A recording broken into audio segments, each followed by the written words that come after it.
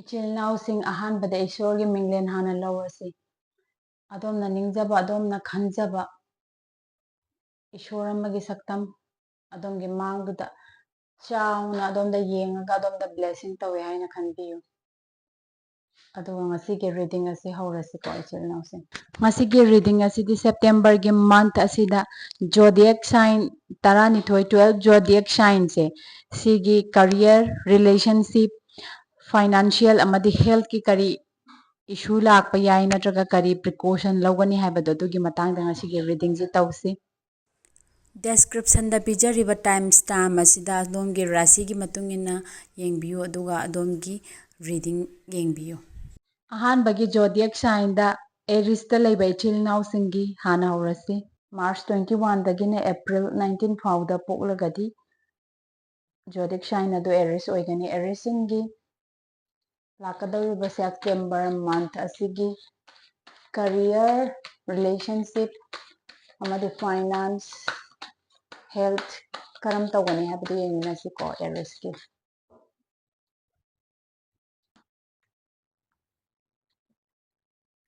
Aries ichininau singi ko Aries ichininau gi month ki September month ki hogalakpa asi adom ge loss kidang laigani ko business to ichininau sing oitargasu ko student sing oitargasu adomna khanjaba adomna tawge khanba goal khara natraga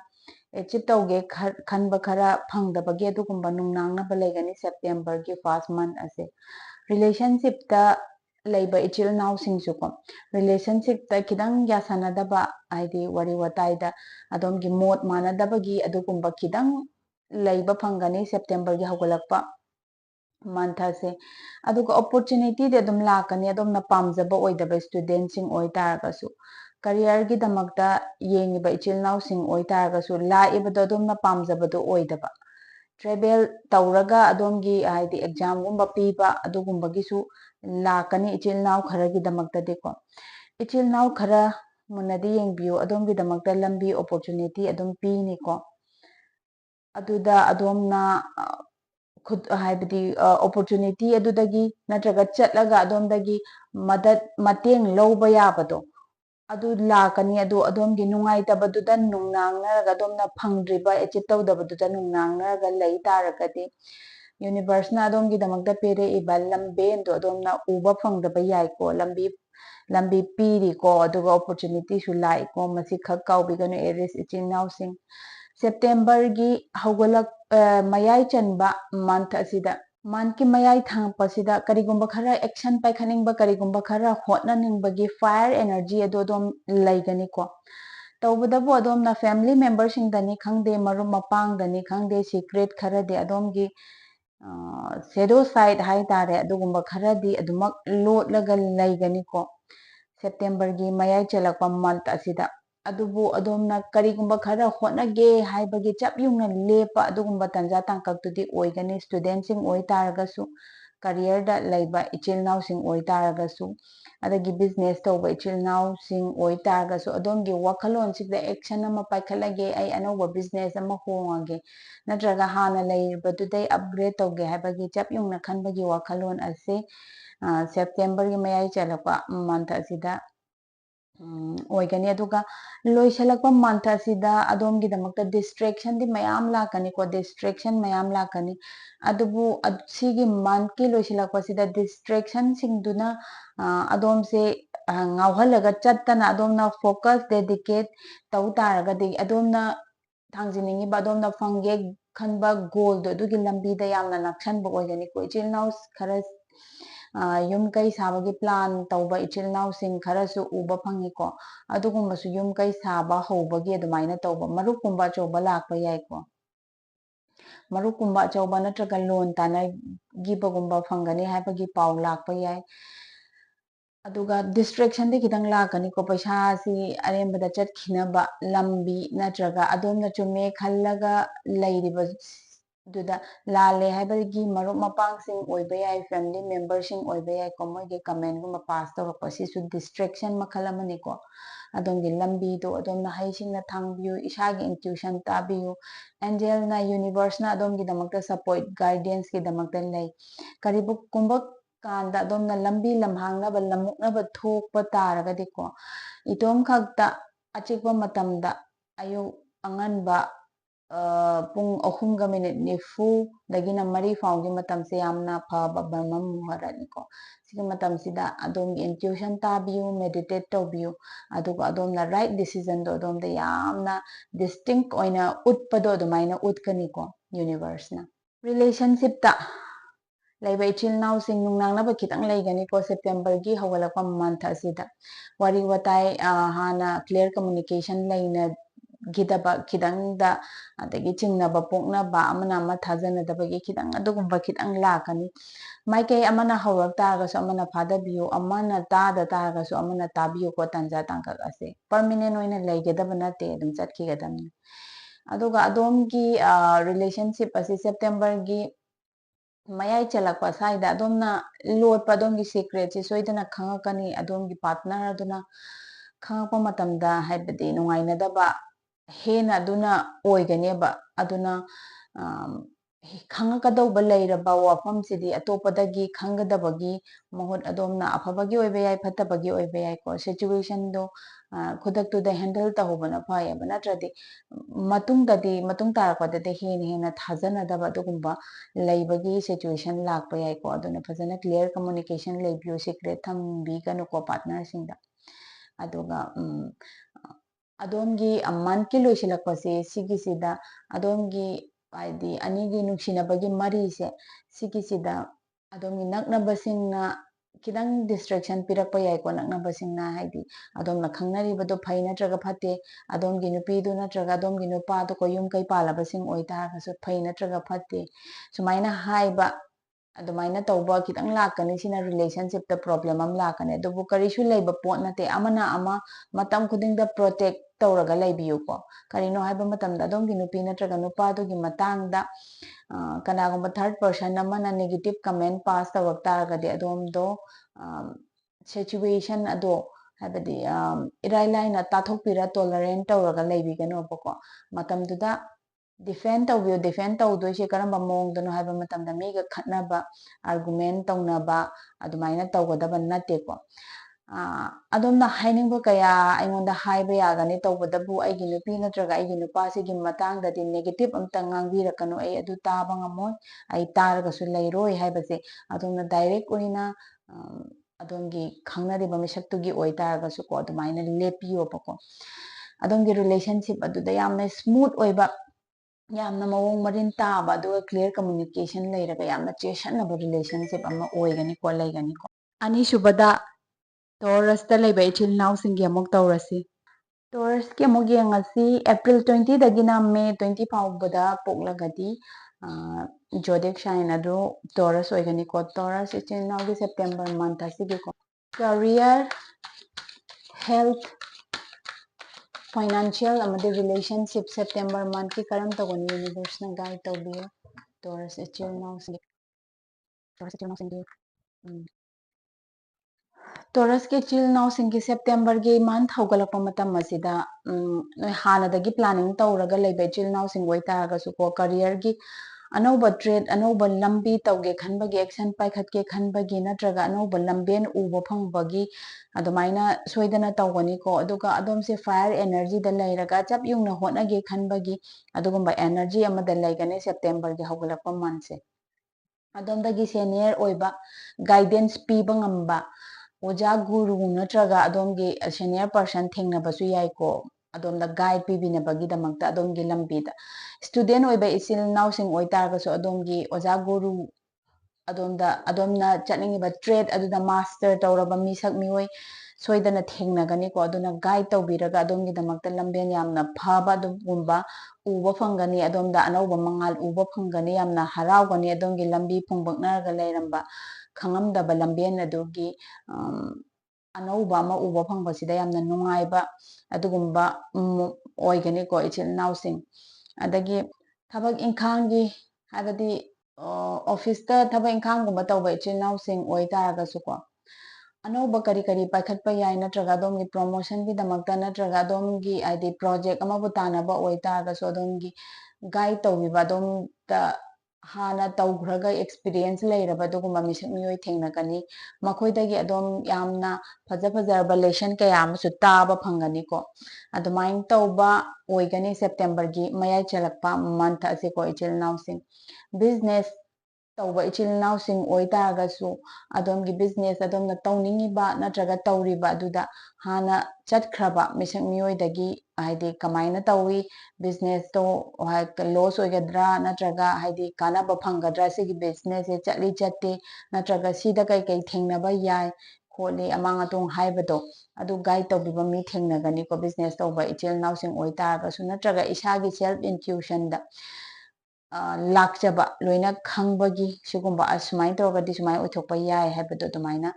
ꯂꯥꯛꯄ ꯑꯗꯨꯃꯥꯏꯅ ꯑꯣꯏꯒꯅꯤꯀꯣ ꯏꯆꯤꯜ ꯏꯅꯥꯎꯁꯤꯡ ꯃꯟꯊꯀꯤ ꯂꯣꯏꯁꯤꯜꯂꯛꯄꯁꯤꯁꯨ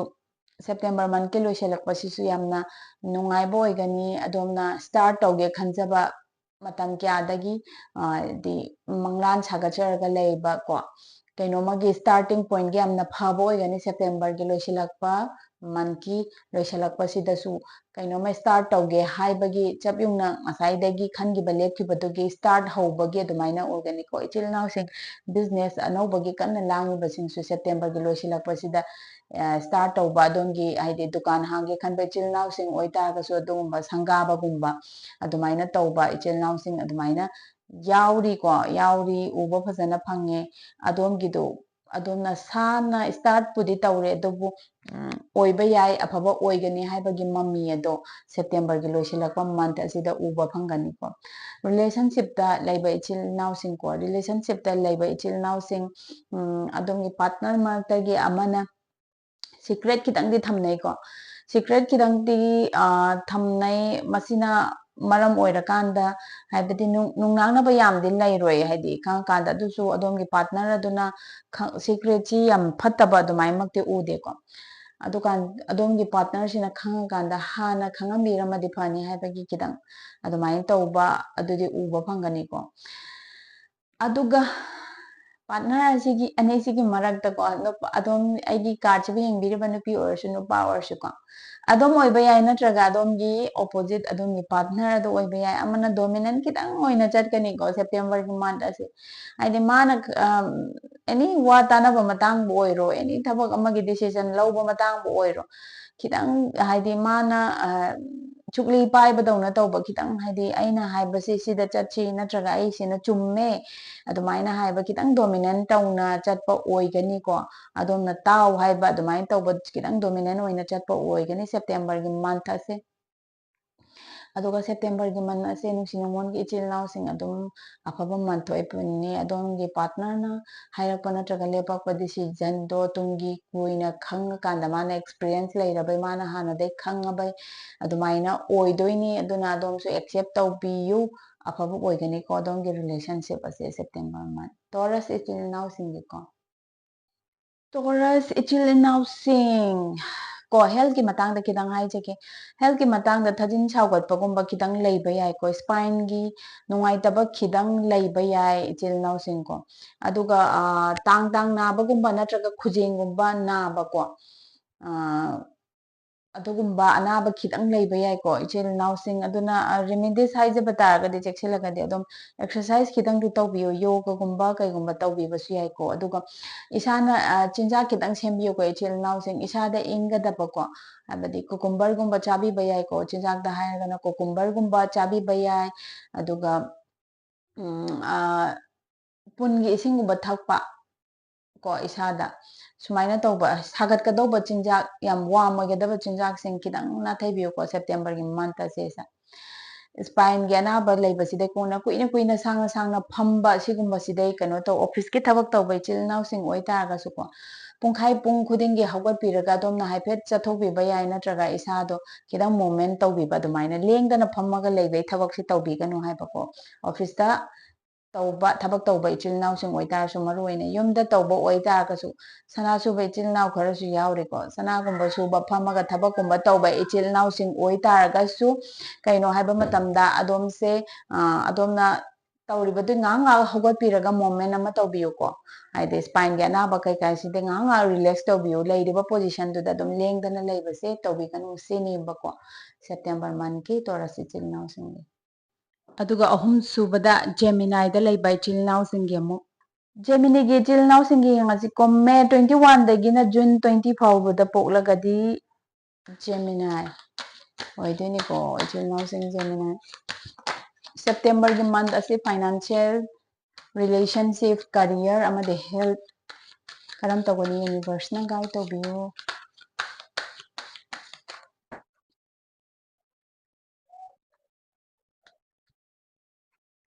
ꯁꯦꯞꯇꯦꯝꯕꯔꯒꯤ ꯃꯟꯠꯁꯤ ꯖꯦꯃꯤꯅꯥꯏ ꯏꯆꯤꯜ ꯏꯅꯥꯎꯁꯤꯡꯒꯤꯀꯣ ꯏꯟꯚꯦꯁꯀꯨꯝꯕ ꯇꯧꯒꯦ ꯈꯟꯕ ꯑꯐꯕ ꯃꯐꯝꯗ ꯌꯥꯝꯅ ꯀꯥꯟꯅꯕ ꯑꯣꯏꯒꯅꯤꯀꯣ ꯁꯦꯟ ꯊꯨꯝꯒꯤ ꯃꯇꯥꯡꯗ ꯍꯥꯏꯗꯤ ꯁꯦꯞꯇꯦꯝꯕꯔꯒꯤ ꯍꯧꯒꯠꯂꯛꯄ ꯃꯟꯠ ꯑꯁꯦ ꯑꯗꯣꯝꯒꯤꯗꯃꯛꯇ ꯒ꯭ꯔꯣꯠ ꯎꯕ ꯐꯪꯒꯅꯤ ꯑꯗꯣꯝꯅ ꯇꯧꯔꯨꯕ ꯊꯕꯛꯇ ꯑꯣꯏꯖ ꯑꯣꯏꯊꯛ ꯃꯥꯡꯒꯣꯜ ꯑꯣꯏꯕ ꯑꯗꯨꯃꯥꯏꯅ ꯇꯧꯕ ꯐꯪꯒꯅꯤ ꯁꯦꯞꯇꯦꯝꯕꯔꯒꯤ ꯍꯧꯒꯠꯂꯛꯄ ꯃꯟꯠ ꯑꯁꯦꯀꯣ ꯁ꯭ꯇꯨꯗꯦꯟꯁꯤꯡ ꯑꯣꯏꯇꯥꯔꯒꯁꯨ ꯍꯥꯏꯗꯤ ꯁ꯭ꯀꯨꯜ ꯀꯣꯂꯦꯖꯇꯒꯤ ꯅꯨꯡꯉꯥꯏꯕ ꯄꯥꯎ ꯑꯗꯨꯃꯥꯏꯅ ꯇꯥꯒꯅꯤ ꯍꯥꯏꯕꯗꯤ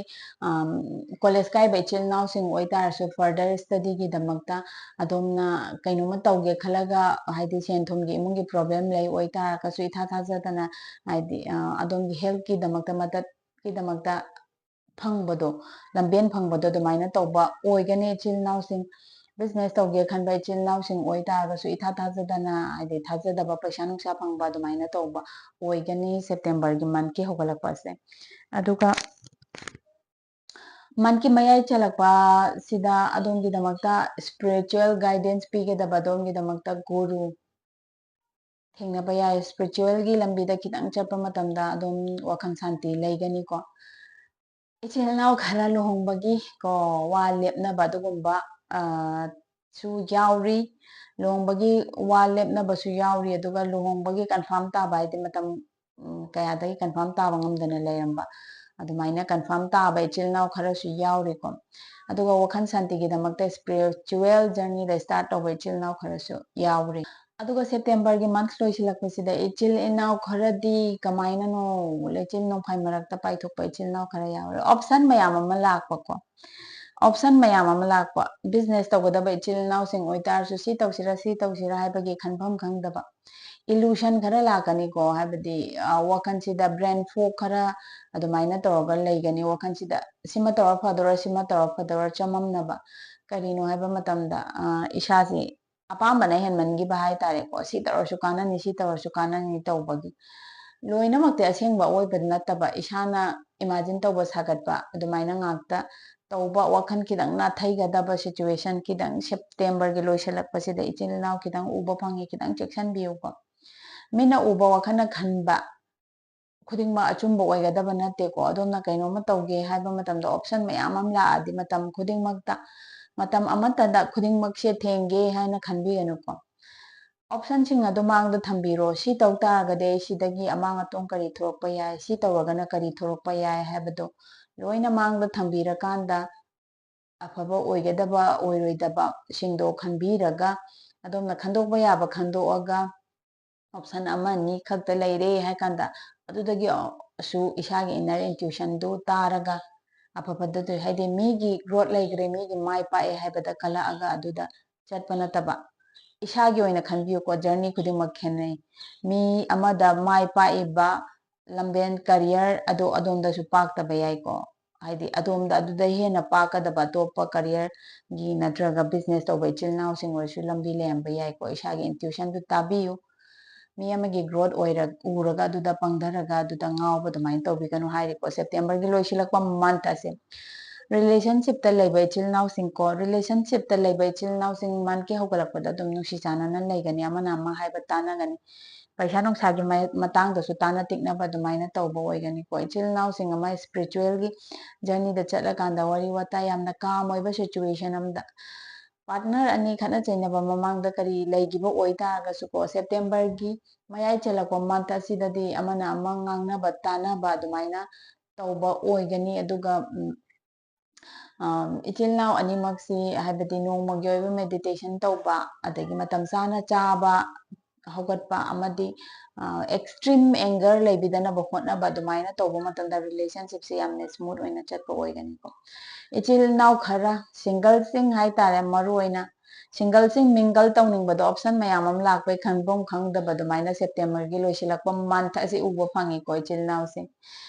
ado dumaina tawraga mit ngawba dumaina tawbigano adom gidamakta afaba oiroi choice mayam am leiraga ko kaino habade adom na mit ngawba dumaina taw taraga adom thengnariba misak mioi dusu dumaina chap manaba ama oigani bako adom na pameba misak mioi do karamba makhangi pamebano hairaga isagi wakhanduda hana khallaga adum makhakta ama dukhakta adumaina tawbina pohono option mayam amada amaso amaso soki tawraga last ta kemta phangauda basu yai ko ichil naw sing single oibe ichil naw sing bisu ko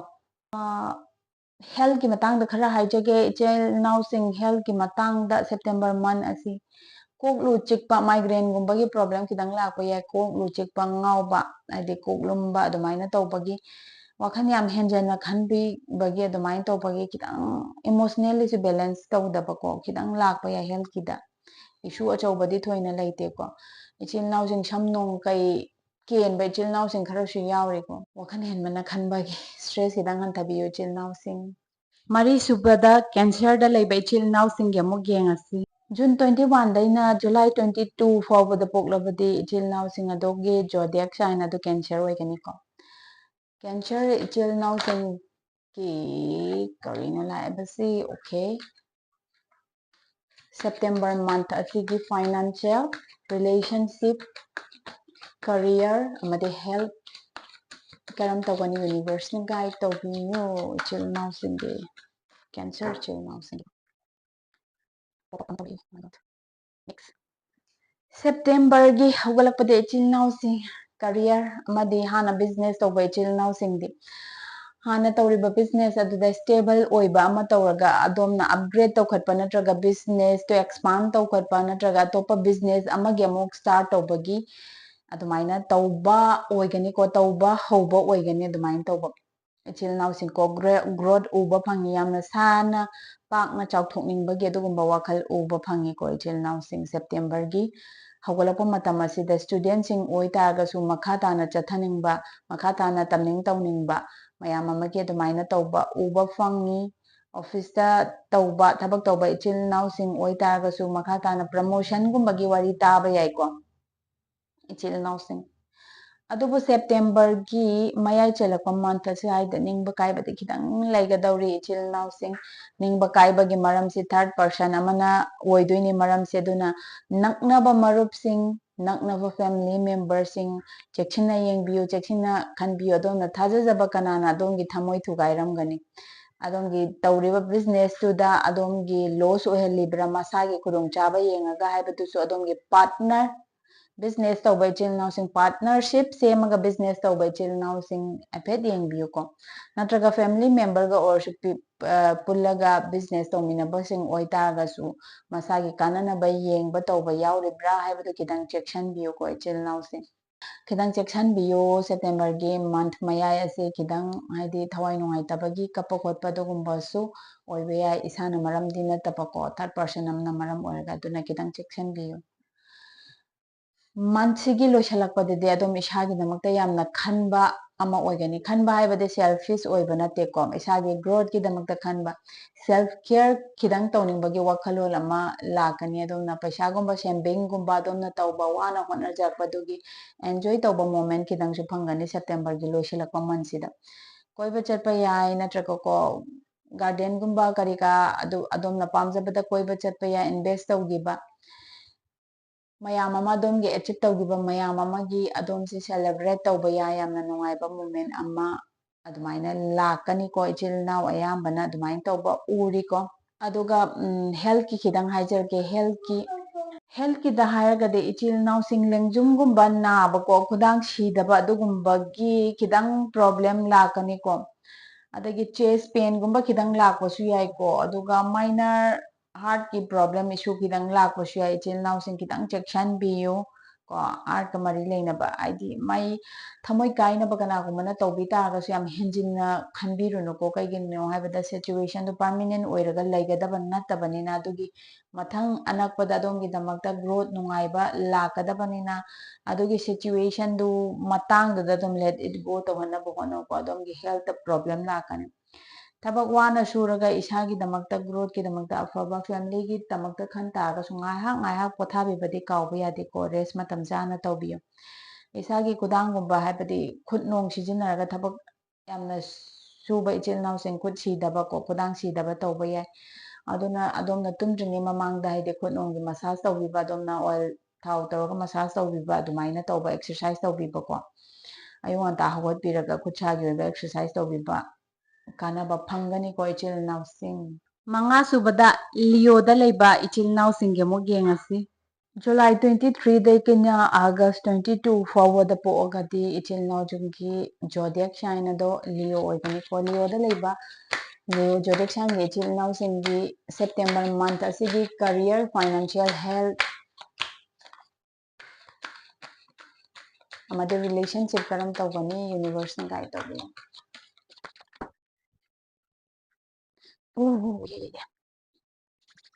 Leo ꯏꯆꯤꯜ ꯏꯅꯥꯎꯁꯤꯡꯒꯤ ꯏꯆꯤꯜ ꯏꯅꯥꯎ ꯈꯔ ꯂꯨꯍꯣꯡ ꯈꯣꯡꯗꯣꯡꯕꯁꯨ ꯌꯥꯎꯅꯗꯧꯔꯤꯀꯣ ꯁꯦꯞꯇꯦꯝꯕꯔꯒꯤ ꯍꯧꯒꯠꯂꯛꯄ ꯃꯇꯝ ꯑꯁꯤ ꯂꯨꯍꯣꯡ ꯈꯣꯡꯗꯣꯡꯕ ꯌꯥꯎꯕ ꯍꯥꯏꯇꯥꯔꯒꯗꯤ ꯍꯥꯏꯗꯤ ꯗꯥꯏꯔꯦꯛ ꯂꯨꯍꯣꯡꯕꯁꯤ ꯅꯠꯇ ꯇꯥꯔꯒꯁꯨ ꯀꯨꯊꯤ ꯅꯨꯡꯊꯤꯒꯨꯝꯕ ꯑꯍꯟꯁꯤꯡ ꯇꯧꯅꯔꯒ ꯌꯦꯡꯉꯒ ꯑꯗꯣꯝꯒꯤ ꯂꯨꯍꯣꯡꯕꯒꯤ ꯀꯟꯐꯥꯔꯝ ꯇꯥꯕ ꯑꯗꯨꯃꯥꯏꯅ ꯇꯧꯕ ꯁꯦꯂꯦꯕ꯭ꯔꯦꯠ ꯇꯧꯕ ꯂꯩꯀꯥꯏ ꯈꯨꯟ ꯃꯌꯥꯝ ꯄꯨꯜꯂꯒ ꯑꯗꯨꯒꯨꯝꯕ ꯈꯔ ꯎꯕ ꯐꯪꯉꯤ ꯑꯗꯨꯒ ꯀꯥꯔꯒꯨꯝꯕ ꯂꯩꯒꯦꯟ ꯈꯟꯕ ꯏꯆꯤꯜ ꯏꯅꯥꯎ ꯇꯧꯕꯒꯤ ꯀꯥꯔꯒꯨꯝꯕ ꯕꯨꯛꯀꯤꯡ ꯇꯧꯕꯒꯤ ꯀꯥꯔ ꯂꯩꯕꯩ booking ꯇꯧꯕꯩꯁꯨ ꯎꯔꯤꯀꯣ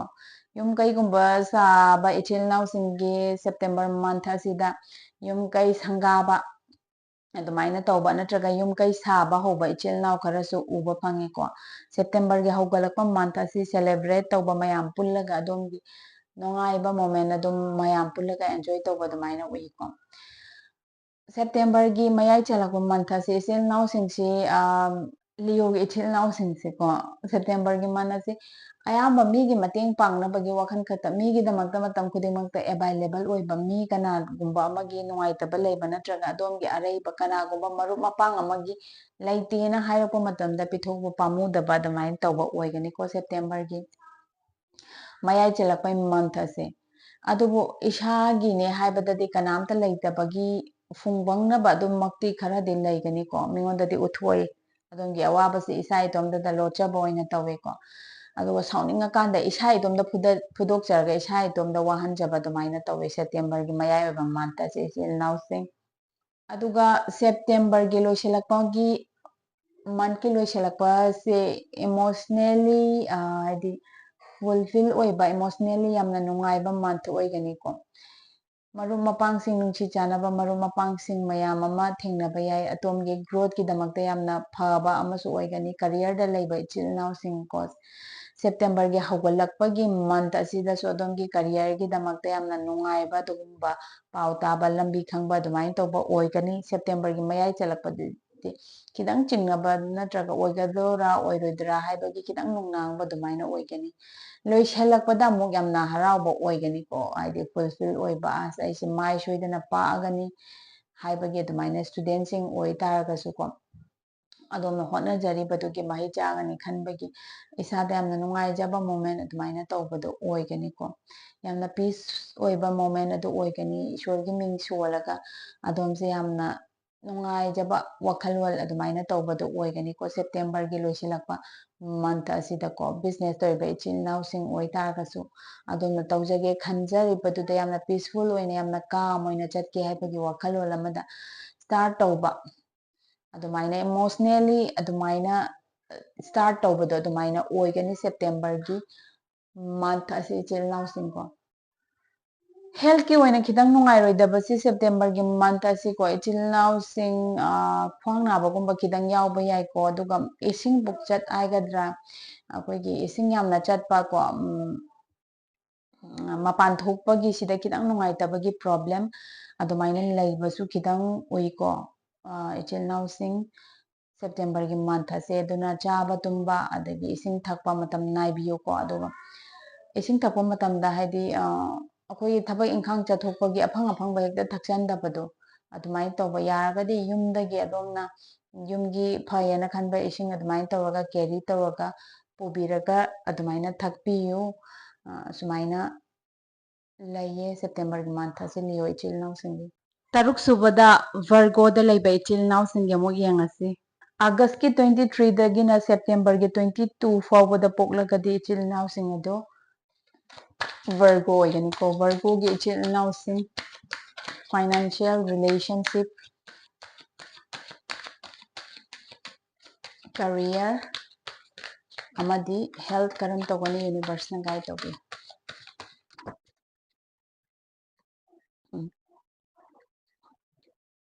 September gi hawgalakpagi month asiko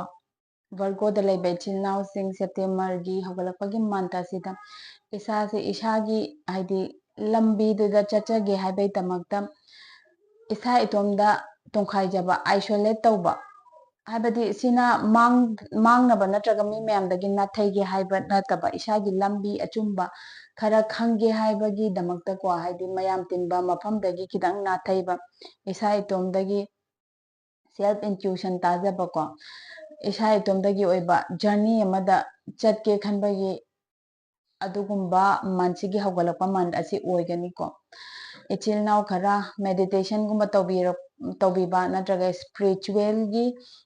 mafam singda chatlaga ko isagi oiba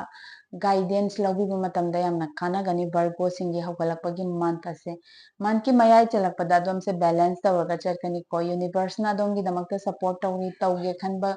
khudingmak isana thawai hakchang yauna taw taragadi loina mai pakpa adumaina oigani ko month sigi mayai chalakpasi balance fazana tawre emotionally situation khuding thengnaba ngamiko lakpa awaba natraga nungaiba situation khuding adumaina thengnabagi the lay students in oiba taraga su balance tawraga domgi like sugi matang su balance tawraga chatli family gi su balance tawraga chatli ko aduga business tawba ichil now sing oi taraga su family gi matter da su dom yauri aduga domgi business da su dum kok thadaraga adumaina yawba ichil now sing oi ko business tawbase adomna partner sembagi muhutta isa itomdagi oiba business adumaina hauba pame ichil now sing ko office ta tawba ichil inaw sing oi taraga su isana self esteem yamna khanjaba adumaina tawba oigani manse ko khudingmak balance tawna chatnaba hotnagani mansi gi loisilakpa tanja tangkak asidi adomse king of soul logical thinking adomse yamna emotional dagidi September gi month asi adom mayai chalakpa emotional kidang oi taraga su September gi loisilakpa dadi kidang logic oina chalakani ko thabak khuding decision ama lawba oi taraga su thabak ama chatpa oi taraga su adomna afafata karino sidagi oirakpa yaba phangakpa yawba outcome na karino haibase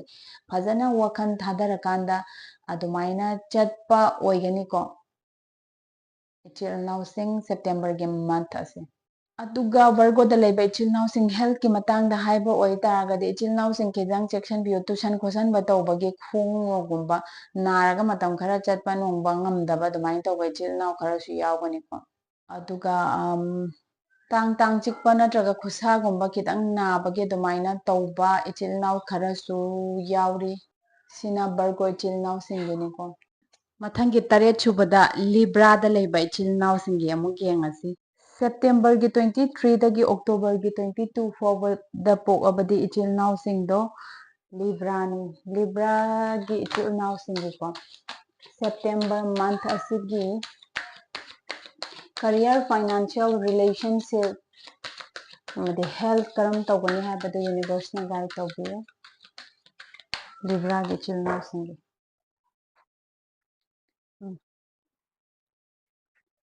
Libra gi ichil now sing ko student sing khidang section biyu aduga career Libra gi ichil now sing ko student sing su khidang section biyu hobby tawbagi haidi yam thuna yangna nuksitagi hena thuna yangna isagi thabakto hotnage haiba taragadi mentally stress lakpa khara yai ko khara kam tawdaba khara tapthaba business ta leba ichil now sing su ko adagi office ki oiba ichil now sing su jalbaji da thubada decision lepi daba adomgi any office ka mari leina bada tabak thauram tawba matamda haidi hatu hobby tawdaba file suba matamda su ꯇꯧꯈ꯭ꯔ ꯃꯇꯨꯡꯗ ꯑꯃꯨꯛ ꯍꯟꯖꯤꯜꯂꯒ ꯆꯨꯝꯃꯤꯔ ꯂꯥꯜꯂꯤꯔ ꯑꯗꯨꯃꯥꯏꯅ ꯌꯦꯡꯕ ꯍꯥꯏꯗꯤ ꯀꯩꯁꯨ ꯅꯠꯇꯕ sign ꯃꯆꯥ ꯑꯃꯗ ꯑꯣꯟꯅꯈꯤꯕ ꯅꯠꯇ꯭ꯔꯒ ꯍꯥꯏꯗꯤ ꯗꯤꯁꯤꯖꯟ ꯃꯆꯥ ꯑꯃꯗ ꯁꯨꯃꯥꯏꯅ ꯁꯣꯏꯕꯁꯤ ꯇꯧꯕ ꯌꯥꯏꯑꯕ ꯍꯥꯏꯕꯗꯤ ꯍꯣꯕꯤꯗꯤ ꯇꯧꯒꯅꯨ खिदंग फादबियु खिदंग काम ओयो हाइबको सेप्टेम्बर की हौगलकपगी मंथ असे इचिल नाउसिंग मयाय ओइबा मंथ की सेप्टेम्बर मंथ की मयाय ओइसलकपसिदा खिदंग नुंगांगनबा लेगनी लेगदौबा मरमसे करिनो हाइबा मतमदा पास की ओइबा ट्रॉमा खिदंग कैरी तौबसी अमुक नौना पास की दो निंगसंगाकांदा दोमदा खिदंग अवाबा लाकनीको अदुना इचिल नाउसिंग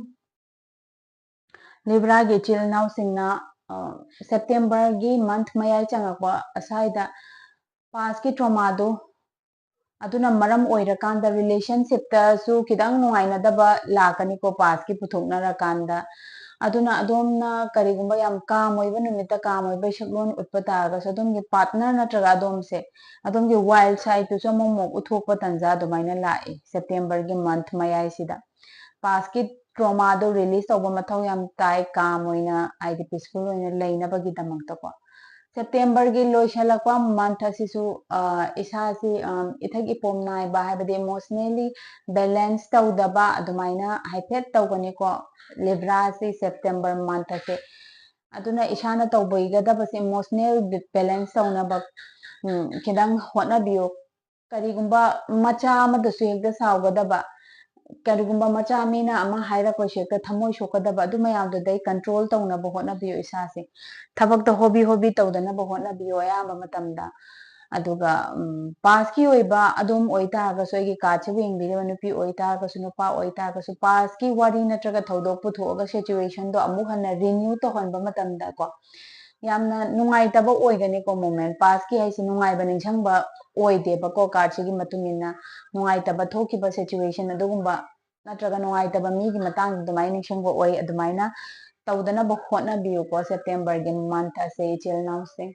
हेल्थ की मतंग खरा हाइजगे इचिल नाउसिंग खिदंग चेक्शन बियो हॉबी तौबदा दोम आदि ट्यूशन कोसन बनत्रगा वन माइनर एक्सीडेंट गुंबसु थोकपा याइको माइनर एक्सीडेंट गुंबा थोकपा याइ गाड़ी मचा थौबा अचौबा थौबा इचिल नाउसिंग खिदंग चेक्शन बियोको ट्यूशन कोसन बनत्रगा गाड़ी थेंजनबा दुगुमा थोकपा याइ अदुना गाड़ी थौबा मतमदसु थुने यांगना थबक नंगोय हाइबगी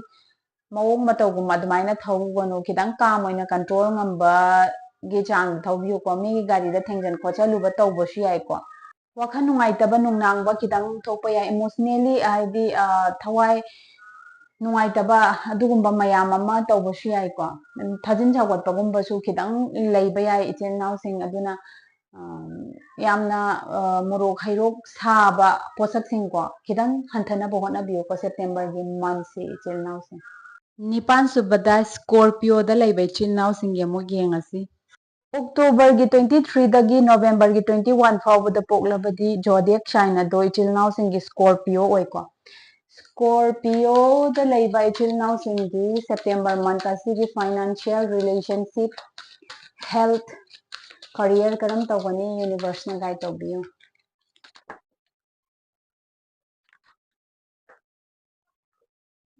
अक्टोबर की मंथ असे स्कॉर्पियो की इचिल नाव सिंग अना काचिंग निंगजरीबसी थोरकदब सिचुएशन सिंग अदुदगी हाबदी नुंगाइतबा ओइरम तारगसो अदुदगी खरा मखै इसाना कंट्रोल तौबा हाबदी करी तौ तारगदे अदुगी सिचुएशन दु थोअन लोइगे हाबगी अदुगुंबा तौनबगी दमकते येंगजबनिको सेप्टेम्बर की मंथ असिको स्कॉर्पियो की इचिल नाव सिंग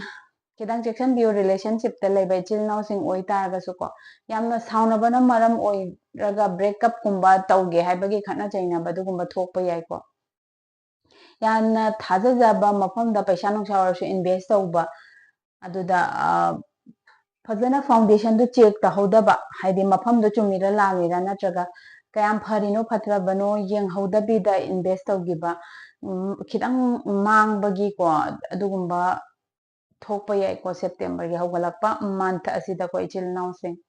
खिदंग सेक्शन बियो स्टूडेंट सिंगसु खिदंग सेक्शन बियो को हाइबदी स्टूडेंट सिंग स्कूल कॉलेज तसु हाइदि ओजागा ओइतारगसु मुकनबा काइनो ओजा सिंग ओइदोइने दोमगी फाउंडेशन कई सेमबसे को अदुदा मुकना खोनबा तौबदगी हाइदि ओजा सिंगनसु पिबम थोकपा अदोमदा कानाबा मचंग ओइबा पोचिंग दो पुलप पिहौदबा अदोमना मुउबा को student Singh ओइतारसु अदुमाइन तौबदगी fazana clear communication leibiyu fazana foundation leibiyu kaigino haibade foundation do cheta ta de makha ta ba domna goal achieve tawningi bado adudagi growth tawba kitang wat kane chil naw sing kitang section biu accident gumba thokpa yabagi uri ko September month ase Scorpio gi chil naw sing section biu ko accident gumba kai gumba machamusu chathok khodok padasu aide sorok chapam tamdasu matai fazana yengaga dumaina chatpiyo isana gari thauragasu isana control ngamba gi chang de speed to yengaga thobiyo ko hobi adumaina tawbadu tawpano ko chai aduga September gi month ki maya isi chansalakpa matamda dom haidi thabak thoram gi damakta di hotnagani ko yamna hotnagani mai pakpa suigani changsu changsan tawbadabu mentally stress khara di lai kaino thabak thoram singsida adomna tabak si mai pakna bagi adagi ai si tawta de kari outcome adu khakang khanjan badu oina tawe bako tabak su progress chatti adusu mentally amne stress pi badu haidi kokta yam hena khanjan badu adumna kitang tawraga magi outcome do dum lakchaga dawbada tawriba chang du dai khanbana yamna hen bada dumaina kitang oy ko mansigi loisalakpasu karisu nataba problem irai leitabadasu adom se kitang khanjan ganba adumaina tawba oy ko mansigi macha masu dasu yamna hena khanjan ba adumaina tawraga itom khakta stress pijaba haitare mentally wakhan nungai handaba itom khakta aduga mangda tariba opportunity bu oiro mangda tariba adomna soidena khanbadusu semdokpa yaba iuba ikhang khangbaduda yengningdaba uningdaba adumaina tawbako business tawba isin naw singsu pura loss tawrani ka hadi 10% dang mangba hawdi the 100% mangani 50% mangani adumaina khanbako isil naw sing career gi isil naw singsu aigi chatli amta oiroidra hayaga pura mit mai khumjalaga adumaina tawbagi mentally stress kitang pibagi uri ko isil naw sing Scorpio gi isil naw sing September month ase aduna wakhan henmana khanbase adomda kanadabada hadi adomda thengnagadaba awabada khanjanbane hele ko month ase month asige adomgi health gi oibe yaba issue di ko aina mamang da so haijagre accident gumba su kitang leiba yai aduna kitang chection biu mentally stress pibana maram oikanda migraine gumba lakpa yai aduga ichil naw kharadi ahing tumba yadabagi ko adugumbasu laigani nightmare laigani ko ichil naw khara ahing tumba yadabi makeup thokhaga tumba yadabi adugumba kitang laigani ko haibadi pung nipan mapan tara tum daragasu adomsi rest tawena feel tawdabado kaino akoina darka tarse peaceful oina fazana tumbadunidana pung ani ahum khakang tummasu aduda isagi energy singdu loina kano tawba ngamadu pung mapan oigera tara oigera tummasu isagi thakan awabadudi adum leire ko karigino haiba matamda adumna henmana khanjanbana maram oiga wakhanje aduna loin energy do drain tawgibai sini Scorpio gi September month ki isilnawsi aduga mapan subada Sagittarius ki amuk yengasi November 22 dagi December ki 21 faubada poklagadi ichil naw adu Sagittarius ni ko Sagittarius ki ichil naw singi financial relationship career amadi health September month asi karam tawgani haibadu universe na guide tawbi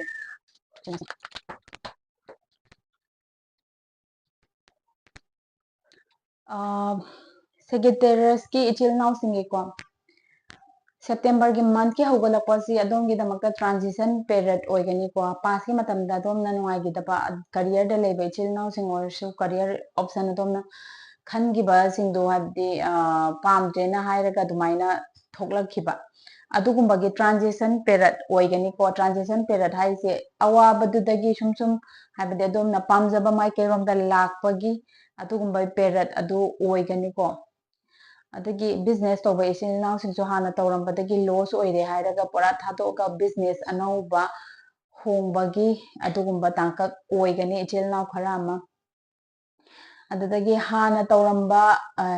office ki thabak tawba ichil naw sing oi taragasu hana adumna tawramba project kumba mai paktabadagi anauba new project amagumba phangbagi adumain tawba nungaiba transition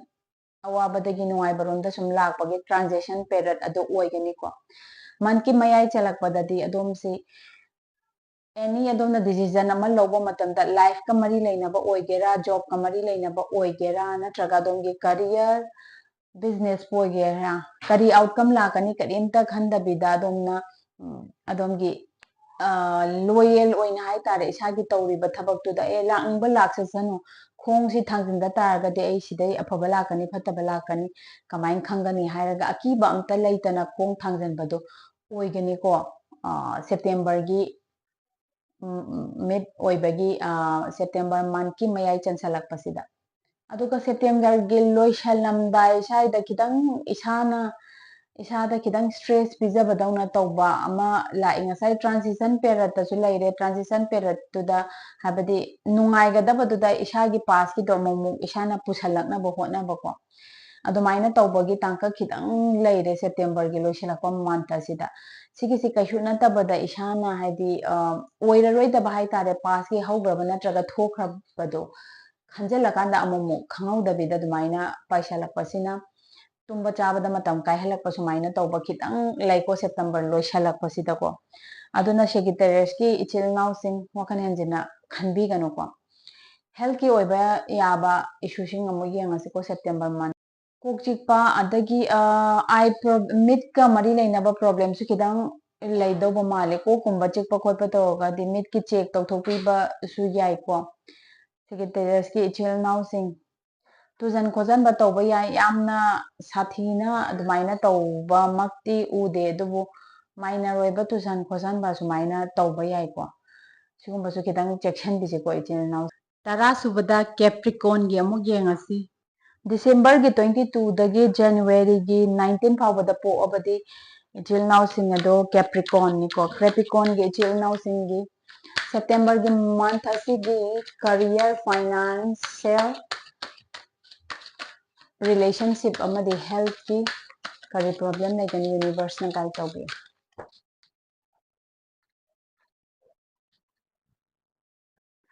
September gi Capricorn gi ichil naw sing ko September gi month ki hogalakpasida relationship ta laiba ichil naw sing ko adomgi partner do aduna natraga adomna adomgi partner do haitare gi space pidabado space pidana kanjalaga haidi maru mapang singa thengnagadaba oitarga su isagi oiba any choice khangadaba natraga decision lawgadaba su adomna kanjhalakanda isagi oiba space amta pidabado dumaina thokpa yai haiba situation do adomna natraga adomgi partner duna adumaina tawbusu yai ko September gi haugalakpai month ase plan mayam amde utkani ko adomgi partner na natraga adomna haibadi yum kai saba khotpa adugi plan mayam ama adagi senthumgi matang oitaragasu invest mafam chabada tawgadawai mohutta haidi account gumada hapsalaga paisa se account da laiba paisa isidi macha yam kanna pokthokte dana ko mafam chabada invest tawraga hena lakadabado ko pamu baki ba haigadra adumai tawraga konjhala adumaina laiba adugumba situation kidang uba phangi ko ichil naw sing adubu month ki mayai chalakpasidadi ichil naw sing family planning gumba tawba ichil naw sing ko emotionally nungaiba oigani adumgi family planning tawba ichil naw sing adugi family grow tawbagi adumaina habadi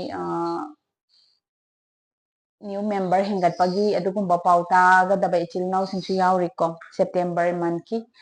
sigi mayai chansalakpa saida adumaina tawba ichil naw sing su haidi uba phangi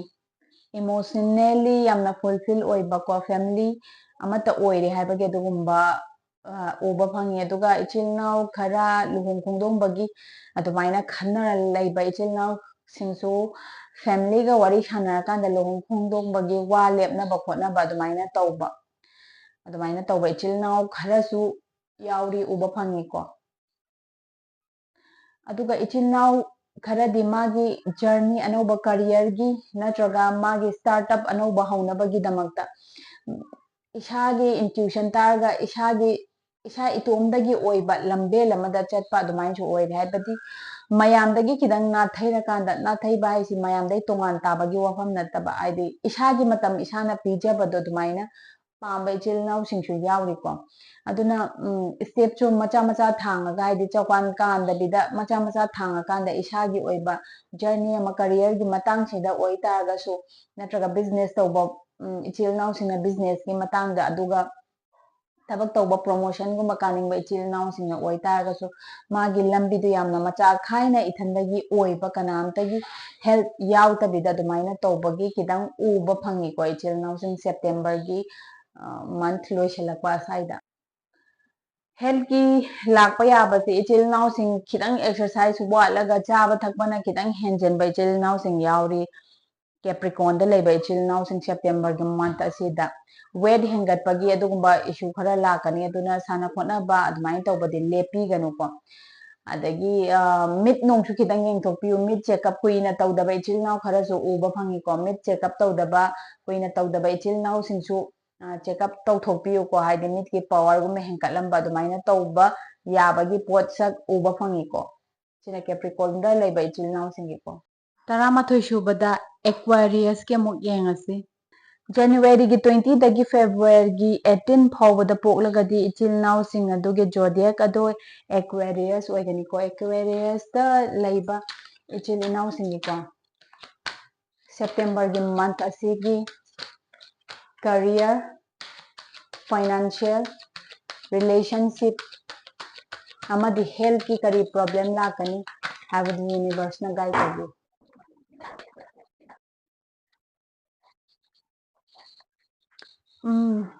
Aquarius ki da laiba ichil naw sing ko Aquarius da laiba ichil naw sing su luhong khongdong ba natraga celebrate tawba nahut nareng gumba tawba family da ko function pangthokpa adumaina tawba September gi month asi oigani ko September gi haugalakpagi month asida Aquarius ki ichil naw sing ko aduga yum kaigumba sabagi plan tawba ichil naw sing su yawri ko nungaiba pau tagani September gi haugalakpagi month asida Aquarius ki ichil naw sing anauba thabak thauram hauge haibagi chap yungna aidi khanba amadi action paikhatpa month oigani fire energy da laigani ko adom se September gi month ase Aquarius ki ichil naw sing ko tabak thauram tauba ayambada mai pakani natraga mai pakani haibagi lambi uwa phangani adom action paikhatpada tandaba matam oigani ko September gi month ase adom gi career gi damakta oiba taragasu ado business tauba ichil naw sing oi taragasu ko ichil naw kharadi matam sangnadagi hon ajarakwa thabak mayam ama completion oibagi adugumba harauba tangkaksu oibasu uri ko business tauba ichil naw sing oi taragasu matam kayadagi hotnajarga isana lakpa invest tawraga time energy invest tawraga lakpa ichil naw sing ko mai pakpagi lambi uba amadi mai pakpa haurakpagi adomna invest tawbadugi profit lakpa hobagi adugumba nungaiba month oigani ko September gi month asi ichil naw khara aduga September gi month asida ichil naw sing adomna pamjaba adomga manaba ichil naw sing relationship ta lainingba natraga single oiba ichil naw sing su ko isana pamjaba haidi magun khara laidana ko ichil naw sing nupi oitagasu nupa oitagasu isana isagi life partner do oiningba makhangi partner do September gi month asida soidana lakpa uriko ichil naw sing relationship ki damakta ngairaga natraga luhong khongdongbagi matam chare hairaga laiba ichil naw sing family members singdagi silakpa yai relatives singdagi silakpa yai natraga friends singdagi ban silakpa yai adubu adomda lakadorba misak miyoy ase adomna pamjaba magun chenba adomna nupi amada natraga nupa amada si pamjai hairaga chenba magun singdo yawba soidana thengnagani September gi month asida athuba singda even luhong khongdongbagi wari bong loisanabagi adumaina tawba uba phangi ko ichil naw sing health ki oina oiba yaba singdi kitang haijarake ko ichil naw sing health ki issue se khwang nabagumba kitang lakpa yai ko spine ki problem kitang lakpa yai ichil naw sing aduga khujengumba sidhaba adagi lengjum chokthaba sumaina tawbasu kitang lakpa yai ko ichil naw sing aduna exercise tawbiyu ichil naw sing ko matam chana exercise tawbiyu aduga taranithoi subada Pisces ki amuk yengasi February gi 19 dagi March ki 20 fawbada poklagadi ichil naw sing adugi zodiac adu Pisces ni ko Pisces ta laiba Ichil inausingi September month asigi financial, relationship, health, amadi career kamaina tawgani universe na guide tawbi.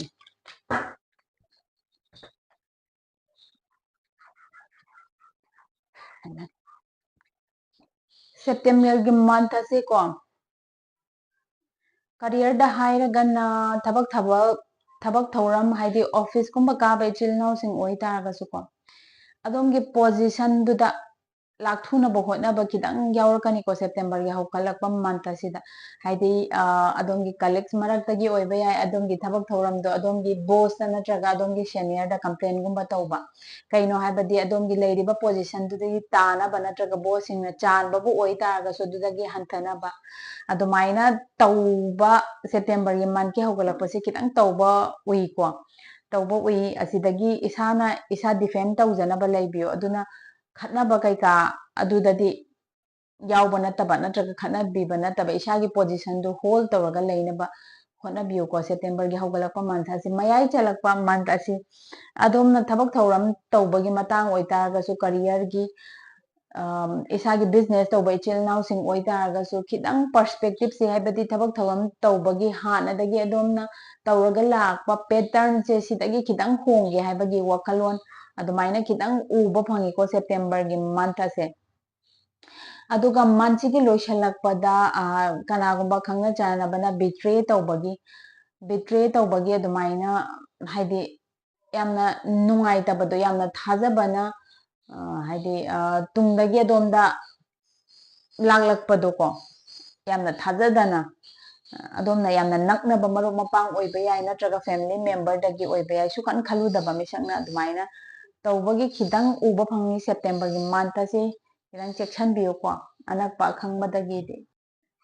health ki oiba yaba issue si BP gi khidang problem lakpa yai check tawbiyo ko koglu ngawbagi khidang lakpa yai check tawbiyo ichil nau sing exercise tawbiyo aduga spine gi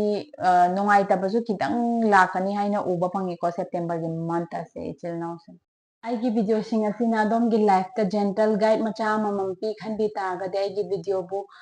like tawbiba amadi aigi video da subscribe tawba kawbiganu aduga healing gi damakta mathau taraba soul mayam amada health ki issue lebra adagi relationship ta problem leiba financially problem leiba amadi career da stuck tawraga leiba karamba career khangadage khangdaba ichil nau singi oiba advice guidance ki damakta pamba ichil nau sing healing gi amna mathau taraba singda aigi video sing asibu share tawba kawbiganu personal reading gi damakta aigi makha gi description da aigi number amadi address haijaramge aduga adom gi remedies mayam ama aingonda leije holistic remedies amadi aigi crystal remedies mayam ama leije makhal suna aigi crystal phangbigani aigi leifam address na makha gi description da so haijaramge Kakching Makha leikai naodam pareng da leiba aigi store sida lakpiraga adomgi daka taba sing adomgi blockage sing ado hangtoknabagi damak soidana lengbirau aishu ngaijaramge asi haiga ngasi gidi matang sida kainarsi stay positive keep signing